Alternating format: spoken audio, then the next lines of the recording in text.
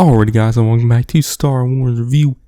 Today I'm reviewing Star Wars Obi-Wan Kenobi Part 1. It's the episode titles. This is Part 1, which was directed by Deborah Chow and written by Joby Harold, Hosen Amani, and Stuart Beatty, and was released on May 27th, 2022. So yeah, it was the series premiere released alongside the second episode, Part 2, which I'll be doing a review of that episode in a separate video. But this first episode, I really liked it. One thing I liked was it kind of doesn't linger too long. It kind of dives right into it. The first scene is with the Inquisitors arriving on Tatooine. There's actually the first scene's actually an Order 66 flashback.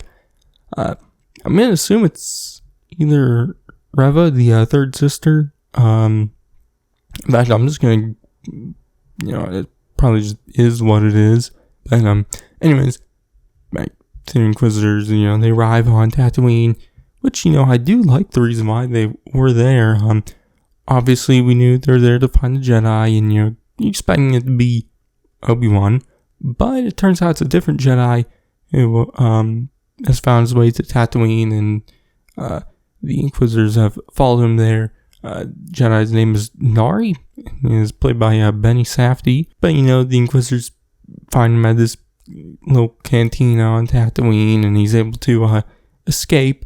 And later we see him find Obi-Wan in the middle of the desert, and asks Obi-Wan for help, which Obi-Wan basically tells him the Jedi lost, and he's better to just bury his lightsaber and hide. And that's Obi-Wan we kind of see throughout this episode. Him not coping, I guess, with the events of Revenge of the Sith. After failing Anakin, we see him in a not really a dark place, but kind of a sad place, I guess. There's some great scenes of him and Owen Lars, played by Joel Edgerton. One scene we see in the trailers, and I think they just actually straight up released that scene online also. But Owen seemingly doesn't like, Obi-Wan, and, keeps dunking on him, throughout the episode, for what happened and whatnot, which, also doesn't help with, Obi-Wan not coping with, what has happened. Which, we see the third sister, or Reva, confront the townspeople while Owen and Obi-Wan are there, and Obi-Wan has to kind of hide while Owen gets directly confronted by Reva, but it all gets stopped by the fifth brother, who steps in, which we also see when they encounter Nari for the first time. The Grand, Reva kind of takes it too far, and the Grand Inquisitor stops her there, which, you see them confront her about, going a step too far. When she's confronting the townspeople in front of Owen and Obi-Wan, she actually cuts off the hand of a lady townsperson. But I guess the other Inquisitors are kind of stopping her because she's very focused on hunting Obi-Wan. I guess she has a personal vendetta, I guess, for wanting to hunt him, which I would assume we'll probably learn in the future episodes. But eventually, they leave Tatooine without finding Obi-Wan, which the reason Obi-Wan ends up having to leave Tatooine isn't, obviously because of the Inquisitors. It's because Leia has been captured by bounty hunters. Which we do learn at the end of the episode, those bounty hunters were actually hired by Reva, so she could lure in Obi-Wan. But Bail and Breha Organa, call Obi-Wan up, asking for help, which at first, Obi-Wan kind of declines, but after finding Nari hung at the town, and then Bail personally coming to him on Tatooine, he decides to go out into the desert, dig up his lightsabers, he had buried his and Anakin's, and, goes to the spaceport to get a ride to Dayu, which is where Leia has been taken. So yeah, but obviously I really love seeing Jimmy Smits again back as Bail Organa, which I do wonder if we'll end up seeing him again in Andor, but because of his inclusion in this series, I kind of doubt it. But Brienne is played by Simone Kessel in the episode. We also see C-3PO. In the credits, it said R2-D2 was also there. I wasn't paying close enough attention because they don't really